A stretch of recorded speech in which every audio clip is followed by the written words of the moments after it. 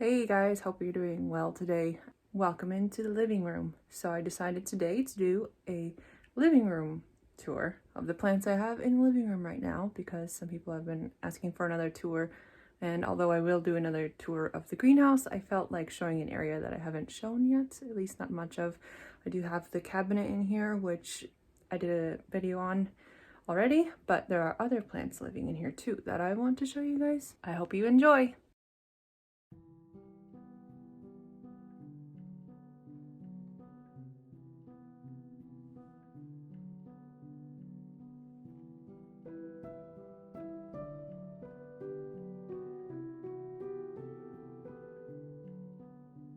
So this brick wall has been a lot of fun. I change it up quite a lot. It's unfortunately a little bit dark amongst the walls, so not all plants are happy there long term, so I do switch things out a lot. But I really love this brick wall. It was one of the really nice things I enjoyed about the house when we toured it originally. And there are some quirks about it. For example, on the left hand side there you see a big opening in the wall, which I'm not really sure exactly why that's there, but I have some cool ideas that I'll share with you about it. So these are plants that I try to keep things in here that can tolerate a little bit of lower light. For example, the classic golden pothos. This is in kokedama form. I just jammed it into this kind of cool vase I found at a vintage store. I liked this pot a lot and it hangs on the wall, and that guy does just fine in there. And down here I have an anthurium. It could be Anthurium hookeri, it could be something else. I'm not exactly sure. I really like it. It's like perfect looking and it's very easygoing. Down here I have something that is very tolerant of this kind of a place, the black ZZ raven. These are plants I do not water very often at all. And then I have my Rhaphidophora, the cursiva, which you may have seen in my previous videos that I put on this massive pole. It is growing a bit.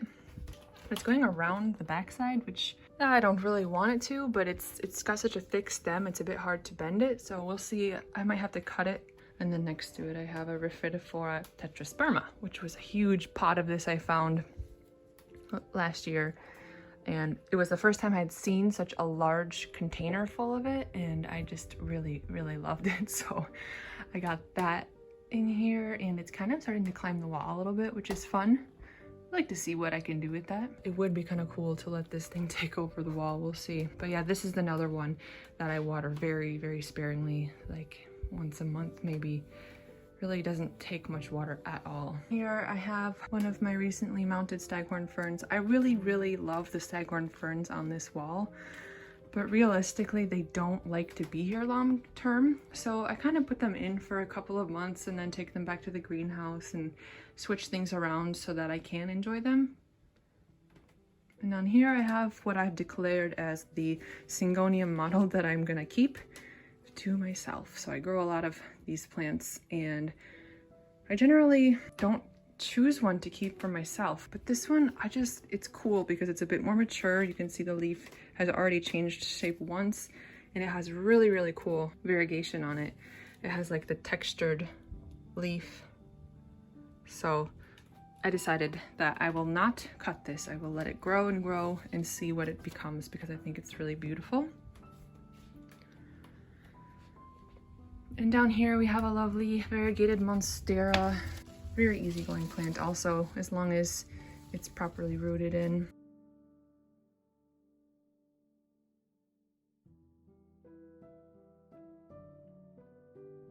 And here I have the Anthurium Ace of Spades. This is a leaf that just came out. It's not even hardened off yet. You can see it's still a lighter color before it darkens. And this is one of the Anthuriums that I would say can actually tolerate being in a living room environment or a normal home environment without completely dying. As you can see, it does get some crispy edges on the leaves sometimes, so that's something you kind of have to just accept if you want to have these kinds of plants in a room that it has lower humidity. But I don't really mind that much because I think it's really beautiful to look at. Occasionally I do take this when the new leaves are coming out and move it into the greenhouse, just so that the new leaf, when it's very sensitive, doesn't get really crispy. It's hard to say. Velvet anthuriums are really something else, and it's hard to choose a favorite but this would be up there on my list. I have it planted in orchid bark. I think it's pure orchid bark actually underneath of this. And then I just put the moss over top to kind of keep a little bit of moisture around the stem, which will grow these aerial roots. So that's why you sometimes see the moss like that. Alocasia cuprea, which I got quite a while ago, and it's got a big stem that you can see. It's a little bit scraggly, but I really think it's fun. And I'm very curious how tall this thing can get. That will be fun to see. It's like really got a major trunk going on here, which I think is pretty neat. But this plant is also extremely easygoing.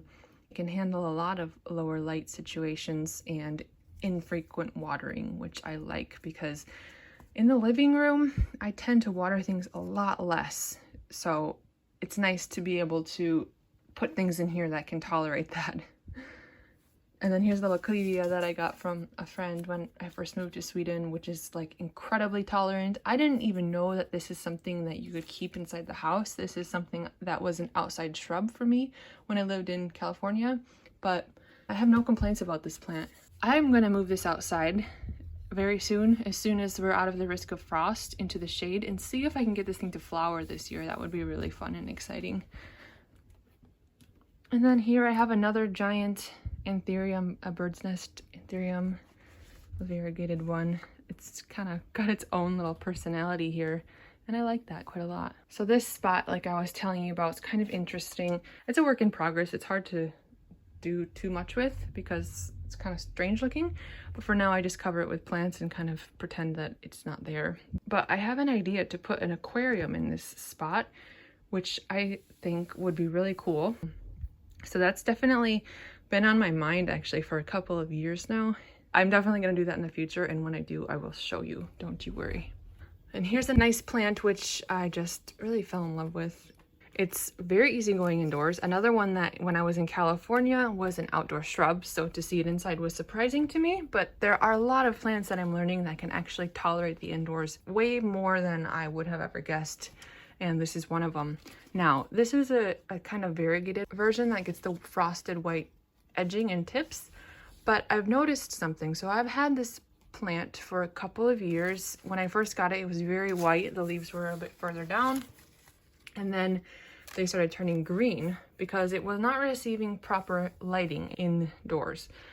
So last year I put it outside in the shade garden, and it started getting its color back really vibrantly again and was very beautiful. It was really happy out there. And then I had to bring it back in again for the winter, where you see the green coming back again. And I'm gonna put it back outside again too, because I want to get some more of that white color, and I think it's beautiful. So it's kind of fun. I have quite a few plants that I started keeping outdoors in the summer, a lot of ferns and things like that, and then bringing indoors in the winter. And then I have just a staghorn fern down here. I think I'm gonna split up and mount it eventually, but for now it can just stay there. I find that Platycerium bifurcatum are very tolerant of most environments for quite a long time. And then I have another mounted staghorn fern here just to enjoy. I really like having them in here, and a little air plant and some Rhipsalis, which I really like Rhipsalis. This plant has surprisingly been very tolerant of the lower lighting. This has been in here for a couple of years now, and it doesn't really grow too much, but it also doesn't really show me too many signs of stress. So this guy can stay in here with very infrequent watering as well. And then we have the cabinet, which I have another little, I think this is a pseudo Rhipsalis up here actually. A little Pilea. Just some guys that I know that can tolerate neglect up there. So here's my cabinet. It changes quite a lot. I have some begonias, philodendrons, Singoniums, Aglaonema, ficus. Just a blend of stuff right now. I water this quite frequently with the spray bottle, which you can watch my other video kind of on how I care for this area if you'd like. So the setup hasn't changed really too much from when I did the walkthrough of this place, but the plants have probably changed a little bit.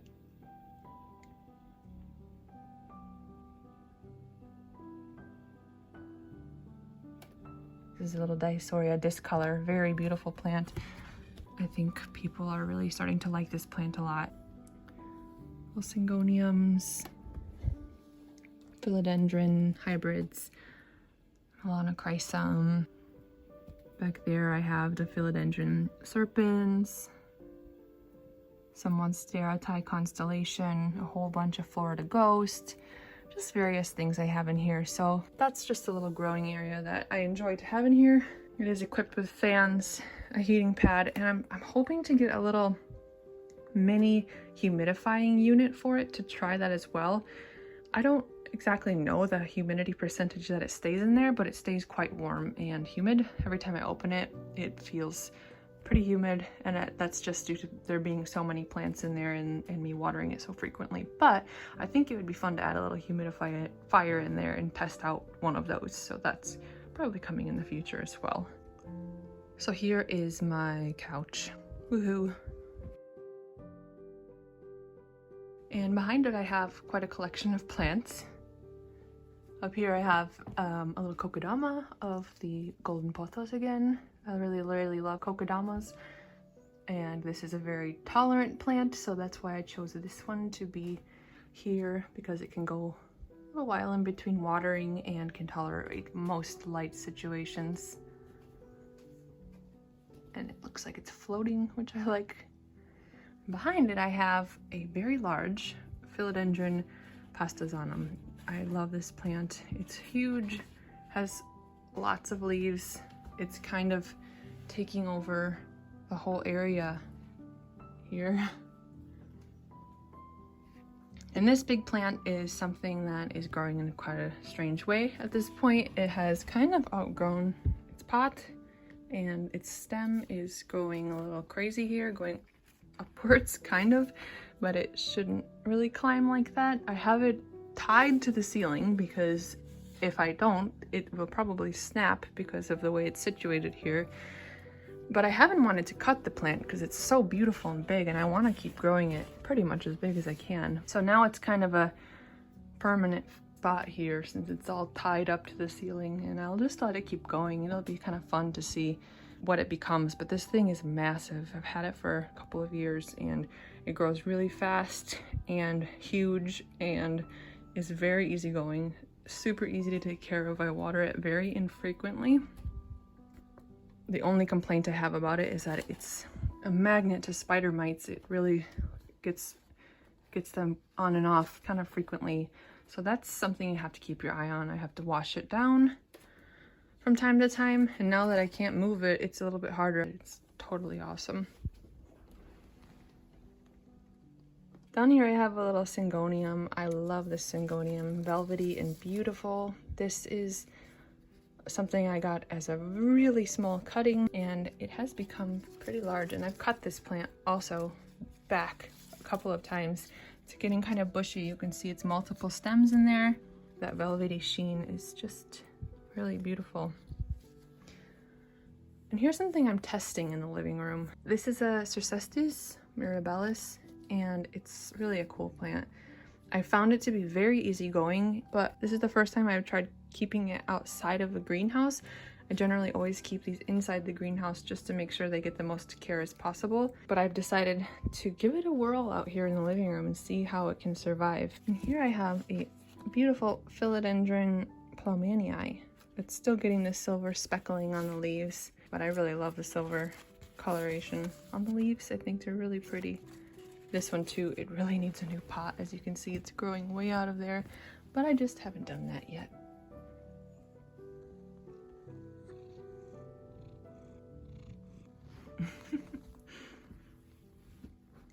And then I have a philodendron gloriosum. Beautiful plant, not requiring lots of water there either. And then hidden way back here I have something interesting. I've used this little thing for a couple of different plants now, mainly begonias, but I am testing it out with a little variegated peperomia, and these plants are in just perlite and then a little bit of water in the bottom. I'm trying a little bit of a hydro situation, and they really seem to like it. So although it's not the cutest plant in the world back there, I do have hopes that it will become quite a nice little plant. Right now it's already getting some kind of cool coloration that I like. At least the right one is. I have a variegated peace lily, I don't know the exact name of this one, and it likes to look like it's drooping all the time, but soil is wet and I've had it for a while, so it seems to just be the way it is with this guy. Then I have a larger Alocasia zebrina, which hasn't really grown much in quite a while, but we'll see how big we can get this one. And then we have something that I'm so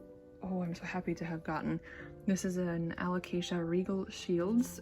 This is something I had a hard time finding here in Europe. It's really pretty, very dark foliage, and as you can see, these lime green veins. This plant can get pretty large as well, so I'm so happy to have one of these and watch it grow. And then next to that I have another velvet Anthurium, which I can recommend for the living room, and that is the Anthurium metallicum.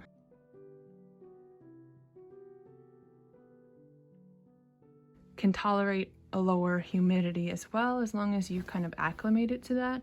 And as you can see back here on this one, it might get a little bit of crispy tips like down there since it's living in a place with lower humidity, but it sure survives in here. So I had it in the living room for some time, and then I decided to move it into the greenhouse because it hadn't done anything in a long time. And pretty much as soon as I put it into the greenhouse, it shot out this massive leaf, which I was so happy about. But now I decided to move it back in here again so I can enjoy it, because I really like it, and I like to kind of learn and see what things can handle these areas and what things can't. Here I have a little Melanochrysum. This was once a very large plant that I grew, and it had grown too tall. It didn't even fit in here anymore, so I cut it like completely down all the way back to the bottom of the pot, and now it's coming back slowly but surely. This plant is something that generally needs higher humidity. You will notice the new foliage coming out being deformed, getting stuck inside of the sheath, not completely coming out, and just looking really weird. That's just what happens when this plant is in a lower humidity situation.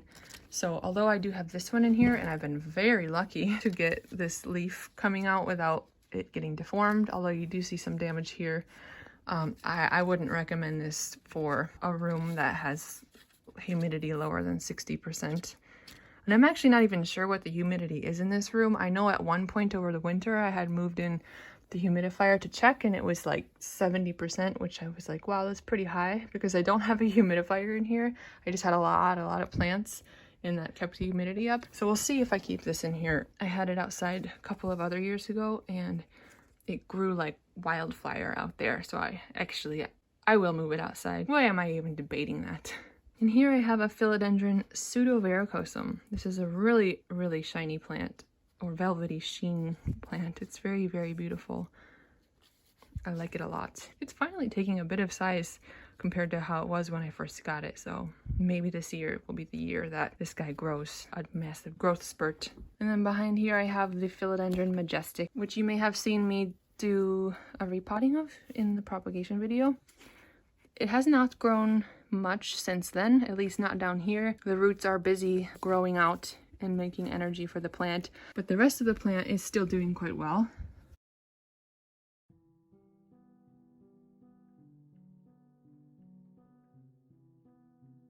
It's a really nice plant. I have some new growth coming out of this one, and I am still air layering it because, as I mentioned in the other video, it's too tall for here. So I'm gonna kind of take this stem down a bit as that one down here grows up, but it's a very enjoyable plant that can definitely handle lower humidity with ease, I would say.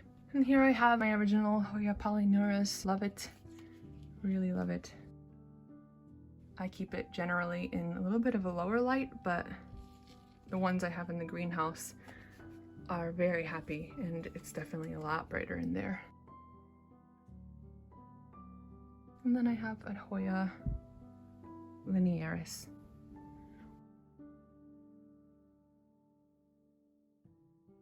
I just let it kind of dry out in between watering, and it seems quite happy. It keeps growing and growing for me. And behind it, I have something I'm very proud of. This is the first fiddle leaf fig that I've been able to keep alive. And I've had this probably as long as I've lived in Sweden, which is few years now. So I'm very proud of this plant. And for the first time ever, I have succeeded. It has grown quite a bit since then. I even trimmed it back to get multiple branches, and it's looking very happy. So I'm excited to let this thing keep getting bigger, but it's a slow one for me. It goes through growth spurts and then it doesn't do anything for quite a while. So I'm trying to be very patient with it because I really love it. I would like for it to go, you know, all the way up to the ceiling and then get the branches to go outward. These are kind of known to be a little bit troublesome. I don't know, I'm doing something right. I let it stay on the dry side, actually, pretty dry.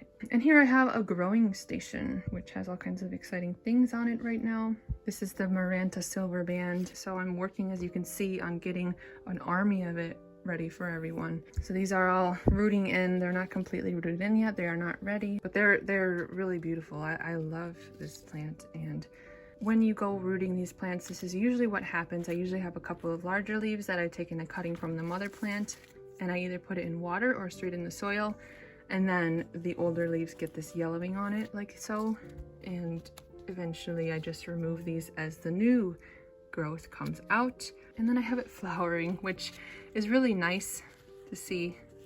Sometimes I'm like, when my plants flower, I'm thinking, wow, I'm doing something right. I'm keeping it happy because it's flowering.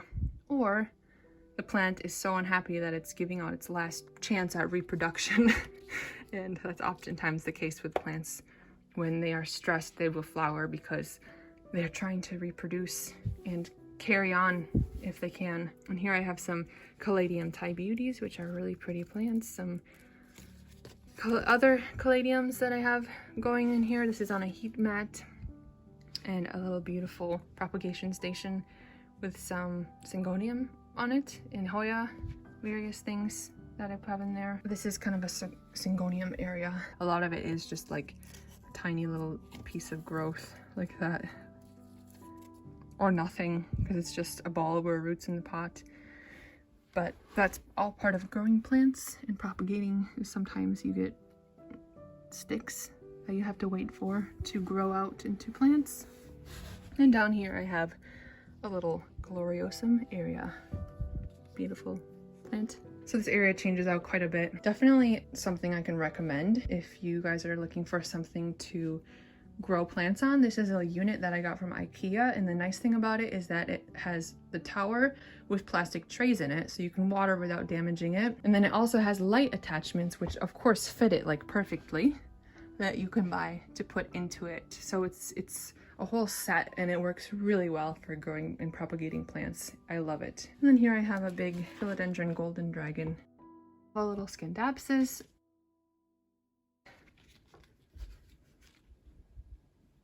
and another Ripsalis, which I was really excited because I had never seen them, I guess, flower, you could say, before, and this one is doing it. So that's cool. I've seen pictures of them flowering, and I always kind of wondered, like, what does this feel like? And to my surprise, it's actually a bit more liquidy than I thought it would be. I thought it would be kind of like a hard ball, but these ones are kind of squishy. I don't know if they're supposed to feel that way, but they are. So we'll see what happens with that. That's fun. Ripsalis are really cool. They are easy plants, and I think they're really neat. And then I have a little fern, which I like, but I don't know if I would recommend this one for in the house either because it sheds a lot.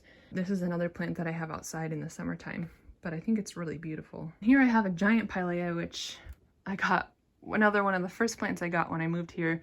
At this point, it's looking very sad.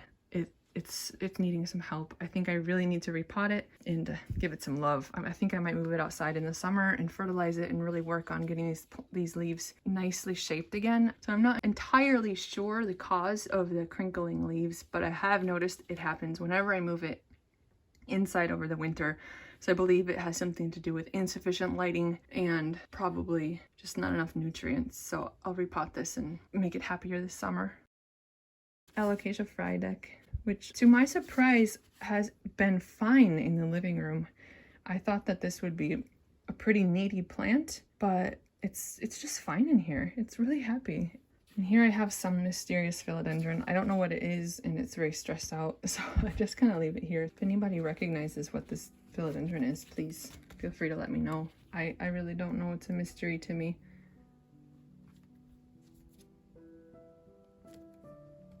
And then here's one of the begonias that I have managed to keep alive very surprisingly. Begonia venosa.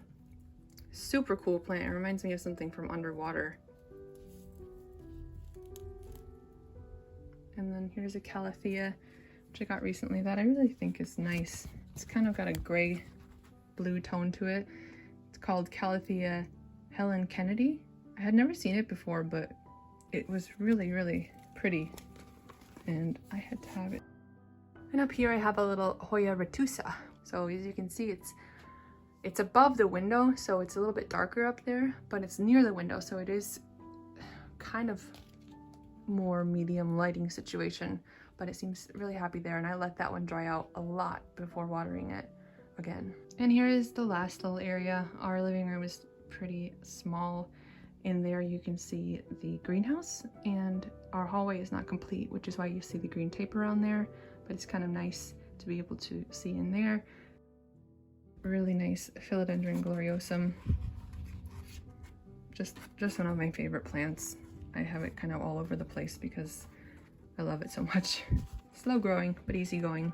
Might move it outside in the summertime because whenever I move things outside, they just go crazy and grow a lot, which is really nice. And up here I have another little Ripsalis. And I have a wonky Anthurium vidarifolium. It was a weird one in the bunch, so I decided to keep it for myself. Excited to finally get some new growth on that thing sometime. Cebu blue, which I would like this pot to fill out a lot. Most of the ones I'm growing, I grow upright, but this one I just want it to be a giant full pot hanging down, so that's my goal there, and I'm letting that happen. And then another Ripsalis and a philodendron micans. It's been no problem to keep them up there on the shelf. So there's the living room for you. I do change this out pretty regularly, moving plants around and stuff. There are a couple plants that stay here all the time, like that giant philodendron pastazanum and the Ficus lyrata and a couple of other plants, but I think it's fun to change things around a bit, so I do that from time to time. I hope you enjoyed checking out where I like to chill and hang out. Thank you for watching, and I'll see you next time.